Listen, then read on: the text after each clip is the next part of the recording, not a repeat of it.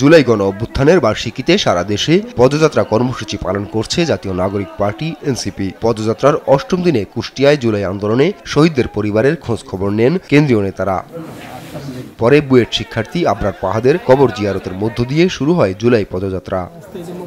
আহ্বায়ক নাহিদ ইসলাম বলেন, ফ্যাসিবাদ ও ভারতের আধিপত্যবাদ বিরোধী আন্দোলনের শহীদদের স্বপ্নের বাংলাদেশ নির্মাণই এনসিপির লক্ষ্য। ফ্যাসিবাদ বিরোধী লড়াইয়ে আন্দোলনের সময় গত ১৬ বছরে যারা গুম, খুন এবং নির্যাতনের শিকার হয়েছে, আমরা সেই সকল শহীদ এবং সকল নির্যাতিত মানুষকে ধারণ করি।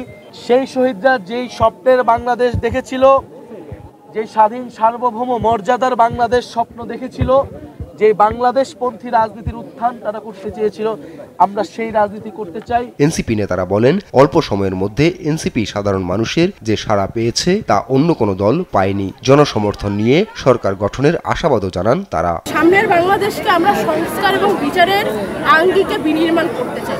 ওনারা কিন্তু আমাদের সেই স্বপ্নটা দেখতে এখানে এসেছে। এক বছরে আমাদের পাওনা এটাই যে মানুষজন ধীরে ধীরে রাজনৈতিক হয়ে উঠছে, সচেতন হয়ে উঠছে। পরে বৃষ্টি উপেক্ষা করে কুষ্টিয়া বড়বাজার থেকে ৫ রাস্তার মোড় পর্যন্ত পদযাত্রা শেষে সংক্ষিপ্ত পথসভা করেন নেতাকর্মীরা। তারা বলেন, নতুন বাংলাদেশে চাঁদাবাজ, দখলদার ও আধিপত্যবাদের স্থান হবে না। আবার যদি কোনো রাজনৈতিক দল, কোনো রাজনৈতিক পক্ষ সেই আধিপত্যবাদের গোলাম হতে চায়, আমরা তার বিরুদ্ধে দাঁড়াবো। আমরা স্পষ্টভাবে স্লোগান তুলেছি, গোলামি নয়, আজাদি চাই। আমরা সকল দুর্নীতিবাজ এস্টাবলিশমেন্টকে উপড়ে ফেলে দিয়ে এসেছি বর্ডারের ওই পাশে। এখন হাসিনা কোথায়? আর যদি নতুন করে কুষ্টিয়ার বুকে কেউ নতুন হাসিনা, নতুন হানিফ হয়ে উঠতে চায়, আমরা তাদের প্রতিহত করব।